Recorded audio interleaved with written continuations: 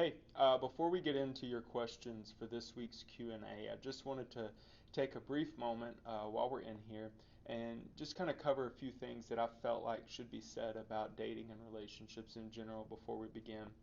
The first thing that I want to point out to anybody watching, no matter where you are, if you are single, if you feel like you are perpetually single, fearful that you will always be single, if you are dating, if you are engaged, married, if you are whatever relationship status you find yourself in, I want you to remember and be reminded that God is not holding back His best for the season that you are married or for the season that you are dating. God's God has a purpose in every season of life that you can find yourself in.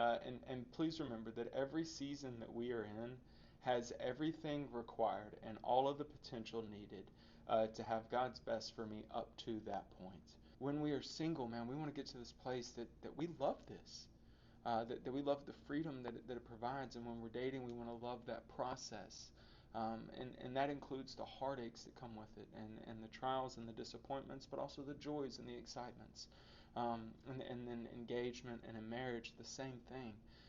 Every season has all of the potential for God to have His best for me up to that point. And I want to point you to 1 Corinthians 7. As I answer, do my best to answer the questions that you've submitted. 1 Corinthians 7 is a passage I really lean on when it comes to relationships. In that passage, Paul pretty much covers every potential relational status that you could have. And he addresses each of them individually, and we're going to get to this in a minute. But 1 Corinthians 7:35 is a verse that I've really leaned on a lot. It's a verse that has helped shape what I want to call firm and solid boundaries. I think there are soft boundaries and there are solid boundaries. The solid boundaries, when we talk about theological triage, the non-negotiables are at the center circle, right? There's the four circles, and at the center's the non-negotiables, and that's kind of like in dating. That's like the solid boundaries, and then as you get further out, that's the soft boundaries. 1 Corinthians 7:35 has really helped me identify personally where the solid boundaries are, is the things that are not negotiable, and then the soft boundaries, the things that actually could change over time as God prompts and changes things within my life. But I do have a question for everyone that watches this, no matter where you are, and it's a question that will directly help you identify um, if you are in a position where you are better equipped to be in a romantic relationship, of whether or not you are in a healthy enough place that you can be in a healthy romantic relationship. And that is, are you being a good steward of the relationships that you have now? If you're a good steward of those relationships, that's a good indicator that you can be a good steward of a romantic relationship. Now, I don't want to put the cart in front of the horse. We've talked all year long, since August, the very first time that we got together. Life's about relationships, and there's two. There's the vertical, my relationship with God Almighty, and it begins with the right standing with Christ. And what do I mean by that? That means I've accepted salvation from Christ on the cross and His death, burial, and resurrection. And that gives me the relationship status of a saved brother. For me, a brother of Jesus. For some of you, a sister of Jesus. That gives me the status of a son of God, the adopted son of God. For some of you, the adopted daughter of God. Yes, that puts us in status, but also is a healthy, ongoing relationship where where I view Jesus as the prize, where I view Him as the thing that is pursued. And when that is healthy, when this is healthy, pursuing these horizontal relationships with others comes from a place of health, and it comes from a source of love and a source of forgiveness that is healthy. And so whenever I ask, are you being a good steward of the relationships around you, I do that with the precondition uh, that you can't have healthy relationships around you without a healthy vertical relationship. I know that other people would say, yes, you can. That could be that two people could not be saved and they have a healthy relationship.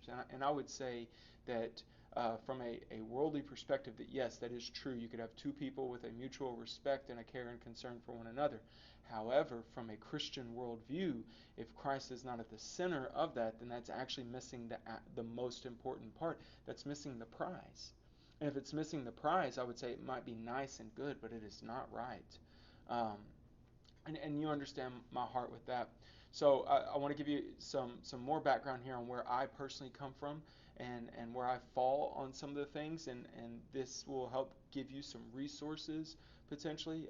There's a lot of books out there. There's some books that, quite frankly, I genuinely dislike altogether. One book that I have found that has a ton of scriptural references applied correctly, has a ton of wisdom, um, and is very practical, is a book by the name of Single, Dating, Engaged, Married. The author is Ben Stewart. He's pastor at Passion City Church in Washington, D.C., I believe. He used to be the speaker at a really big collegiate ministry at some random college, kind of between Hearne, Texas and Navasota, Texas, just somewhere in the middle of Nowheresville, America.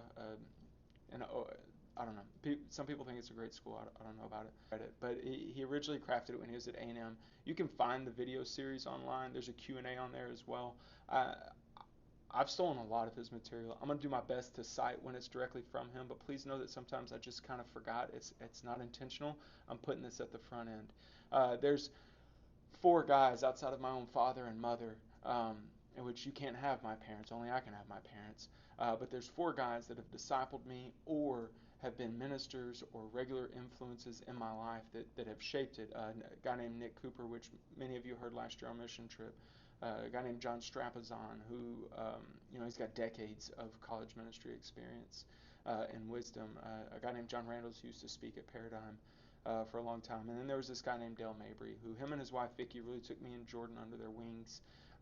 They had us over regularly for dinner. I would make up excuses to be around them. Sometimes I'm kind of awkward around Dale because I really just want to sit there with a pen and pad and write down everything he says. These are the influencers that God has used to let His Word and His convictions influence some of the views that I have on this. My group of friends that I had that were running after Jesus with me, and that's going to be a theme in the answers to this, is the group of friends that I have were not afraid to ask me tough questions. And they were not afraid to speak truth rather than opinions. If they saw a red flag, if they saw something that was concerning, they didn't play Junior Holy Spirit. They didn't talk about it with 17 other people. They would Matthew 18. They would just ask me. I remember there was a day that I just got a phone call from one. I hadn't seen the friend in a few weeks just because we'd been doing our own things, and he just gave me a phone call and said, "Andy, I just have a question." And he asked honestly and with a good heart, and I answered honestly with a good heart, not being defensive. And our friendship was great after that, and it helped where I was. Um, and so you want to find those friends. You want to become one of those friends. You want to pray for those friends. 1 Corinthians 7:35. I told you we'd get to this. It says, "I say this for your own benefit." And this is Paul at the end of this chapter talking about every relational status that people would have. And he says, "I say this for your own benefit, not to lay any restraint upon you, but to promote the good order and to secure your undivided devotion to the Lord." Um, and that's really where a lot of what we're going to address in our answers is coming from. Promote the good order, the order that God has for your life. I don't want to run out of bounds of that order. I don't want to run ahead of it. And I also don't want to hang back and drag my feet on the places that God is wanting to take me, especially as it comes to relationships. But more so, or alongside that, not more so, but alongside that, secure my undivided devotion to the Lord. It is a common occurrence in college ministry that as a student begins to take very large and profound and very solid steps in their walk with Jesus, that not long after you will see an outside influence in the form of someone from the opposite gender come in, that honestly doesn't meet a lot of what the biblical criteria for a romantic relationship would be. Why? Well, because that's an easy thing to distract us. It's an easy thing to take us away, to veer us off course. And hopefully, we get a chance to discuss some of the red flags of when that's happening. Like, one is if you are further and further isolated from that original group, if you are no longer a horseshoe making more friends and bringing them into the body and bring them into the fellowship of the saints, but if you're becoming more and more isolated, that's a red flag that things may not be right and I may not be securing my devotion to the Lord. Ben Stewart put it this way in his book Single, Dating, and Engaged Married. I love it. I've had similar thoughts, but I think he articulates it best. He says he points out how one of the frustrations is the Bible doesn't say much on dating, but here's why. Because when the Bible was written, dating didn't exist. It's a relatively new occurrence in terms of global human history for two people to be the ones that decided whether or not they got married. When the Bible was wrote, it was very simple. My dad would go talk to Jordan's dad, and they'd swap sheeps and goats. Like, that's it. And then it was decided for us. So unless we want to go back to that system, what we want to do is take the truths from Scripture and apply it to the current system that we find ourselves in. And that doesn't make this system wicked or that system more righteous. It's just where we are in terms of the historical context. Okay? So when we look at 1 Corinthians 7, we see Paul cover just about every season of relationship. And this verse, chapter 7, 1 Corinthians 7:35, I personally believe summarizes these instructions well. And I also believe they help form some of those solid boundaries for where the Bible has not spoken explicitly to romantic relationships and dating. The two things: we want to promote the good order that God has declared, and we want to secure our undivided devotion to the Lord. Yes, I'm using an iPad today. There's just too much content here for me to just fly off the top of the dome or roll with a post-it note. I don't think it would do a service to the weight of the topic. And while it would be easy for someone to laugh at the idea of applying so much weight to dating and relationships, I think it's one of the bigger rocks. I think it's one of the bigger issues that constantly rolls around in our mind and on our heart, and that makes sense to me. Um, as our pastor would say, um, don't just call it puppy love, because it's real love to the puppy. Um, Not that I think your relationships are puppy love. I think you're at an age and you're at a season of life that even someone who's not pursuing marriage, which is not the aim, by the way. The aim is to pursue marriage. The aim is not to just casually date for the sake of dating. Um, Even they would have to agree that you're now at an age that decisions get made that couldn't have been made 2 to 5 years ago.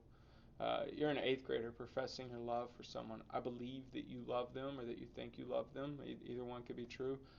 You're not going to get married to them this week unless we live in the backwoods of Alabama and that someone is your second cousin. You're not getting married at 14. Promote the good order, secure an undivided devotion. I'm just going to bounce back into the text. Look, you don't want to mess with the divine's order. And you want to give your undivided devotion to Him. So here's the idea that comes from that. So that's in the backdrop, and what that produces is a fruit that says, I'm going to run after Jesus with everything that I have. I'm going to stay in bounds where I know what the out of bounds and marker is. I'm going to stay in bounds. John 14:21, whoever has my commandments and keeps them, he it is who loves me, and he who loves me will be loved by my Father, and I will love him and will manifest myself to him. I will reveal myself to him as I know where the out of bounds markers are, and I stay in bounds. That's not what makes me love Jesus. That's what illustrates my love for Jesus. And in that process, one of the things that comes out of that is Jesus will reveal himself to me.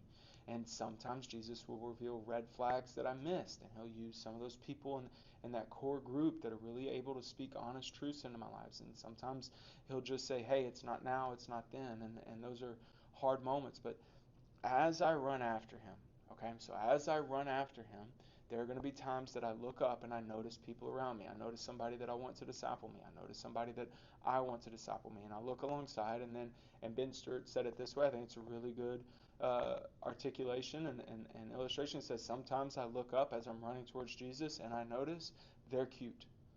and I notice I'm attracted to their personality. I am attracted to them, and that is good and okay. God has hardwired you to be attracted to them.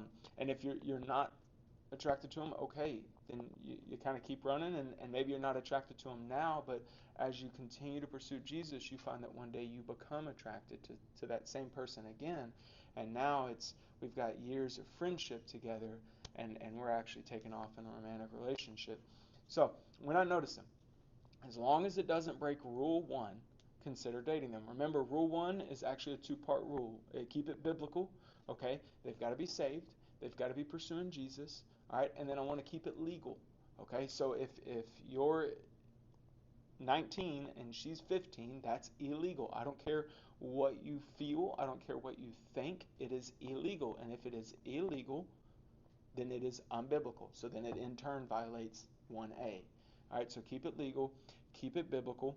Um, that's rule one. And as long as you're not violating rule one, consider dating them. Okay? And then if their character, so as we date, I'm looking for character I'm looking for character and chemistry here. And if their character, so who they are they godly? Do they make others better? What are their relationships like?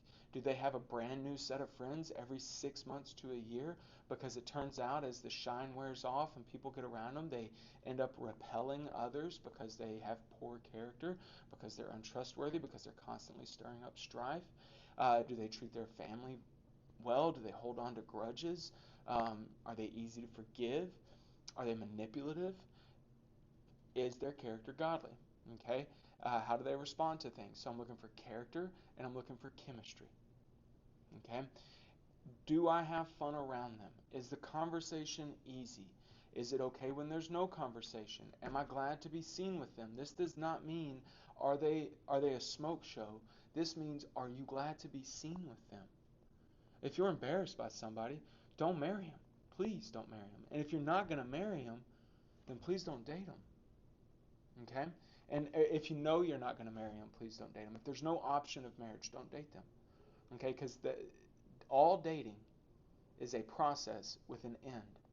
And this is one of the things that separates the Christians from other thought systems, belief systems, and their approach to dating and romantic relationships. In the Christian faith, we would date or we would go through a process that leads to an end. And there's only really two ends in this worldview. We break up or we get married. Now, if I know there's no chance we're getting married, I should never date you. Okay? But we're going to date until I have an answer to that question or until you have an answer to that question. Okay? Now, dating is an evaluation. That's it. You date and evaluate somebody and you're going to continue. You date and evaluate them until one day you decide either this is going to end in marriage and I want us to run this race together, or this isn't the direction that I'm supposed to go in. That's it.